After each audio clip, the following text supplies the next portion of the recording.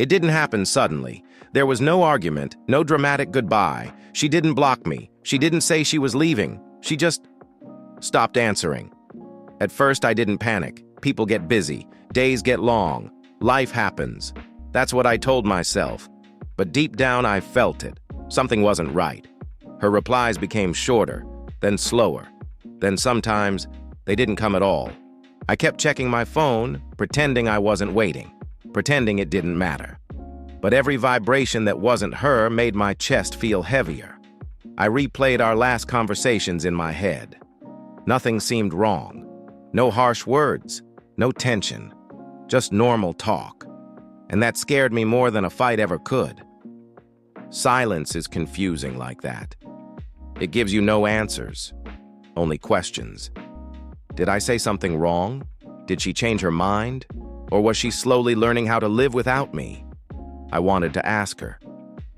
But what if asking pushed her further away? Sometimes silence feels safer than the truth. Because once you hear the truth, you can't unhear it. One night, I saw she was online. My message was still unread. Minutes passed, then hours. I typed a sentence, deleted it, typed another one, deleted that too. I hated how small I felt in that moment, how powerless. Not knowing is worse than knowing. At least pain has an end, uncertainty doesn't. I started remembering how things used to be, how she used to tell me about her day, how she would send voice messages just to hear my reaction, how easy everything once felt. When did us become this quiet? That night I didn't sleep much. Every thought led back to her. Every memory felt like a warning I had ignored. And then, the next morning, I saw her name appear on my screen. Not a message, a call. For a second I just stared at it. My heart was pounding so loud I could hear it in my ears. Whatever she was about to say, I knew one thing for sure. After this call, nothing between us would be the same again. I hesitated before answering. My finger hovered over the screen, my heart racing like it already knew the outcome. Then I picked up. "Hey!" My voice sounded unfamiliar, quiet, careful. There was silence on the other end, not the comfortable kind, the heavy one. "Hi." That single word carried more weight than any long message ever could. I tried to read her tone. Was she tired, sad, distant, or already gone? We talked about nothing at first. How the day was going. How busy life had been. Every sentence felt forced, like we were both afraid of stepping on something fragile. Then she stopped. "There's something I need to say." My stomach tightened. That sentence never leads to anything good. I stayed quiet, letting her continue. "I didn't know how to say this before," she said slowly. "so I chose not to say anything at all." That hurt more than I expected. Silence wasn't an accident, it was a choice. "Why?" I asked, barely above a whisper. She took a deep breath. "Because I was confused, and I was scared, and I didn't want to hurt you." I almost laughed, because the silence had already done that. She explained how she had been feeling distant for weeks.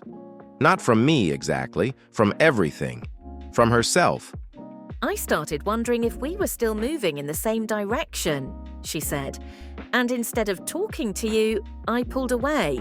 Each word felt slow, careful, honest. I wanted to interrupt, to defend myself, to explain my side, but I didn't. For the first time, I listened.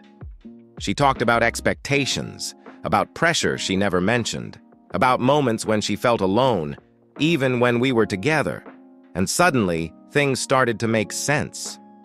Not because I agreed with everything, but because I finally understood where the silence came from. "Why didn't you tell me sooner?" I asked.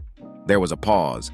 "Because I was afraid that if I spoke, everything would fall apart." That sentence stayed with me. We had been protecting ourselves in opposite ways.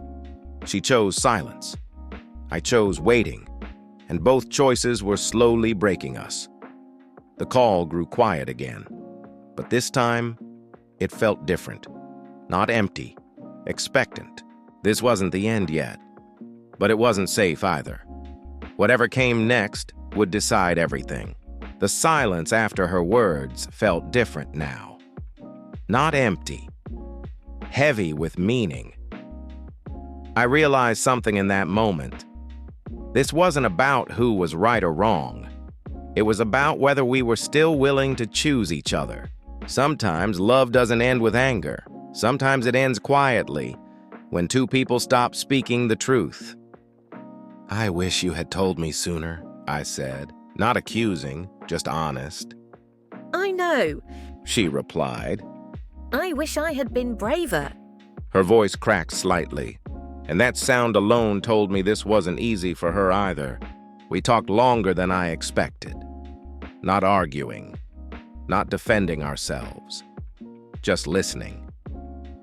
She told me about the nights she felt alone, about the pressure she put on herself to be okay, about how silence slowly became easier than explaining her feelings. I saw my mistakes too, the moments I assumed instead of asking, the times I chose comfort over effort. "I don't want us to disappear into silence again," I said, "even if the truth is uncomfortable." There was a pause. Neither do I. For the first time during that call, I felt something loosen in my chest. Not relief, clarity. Because clarity doesn't promise forever, it only promises honesty. And maybe that's what love really needs to survive. I can't promise everything will be perfect, She said quietly. but I can promise I won't disappear again. That's all I need, I replied. Another pause, but this one felt calm. When the call ended, I didn't feel scared anymore. I didn't feel completely safe either. I felt real. Relationships aren't destroyed by hard conversations. They're destroyed by the ones we avoid. That night, I learned something important. Silence feels easier in the moment, but honesty is what keeps two people from drifting apart. And sometimes the bravest thing you can do is speak, even when your voice shakes.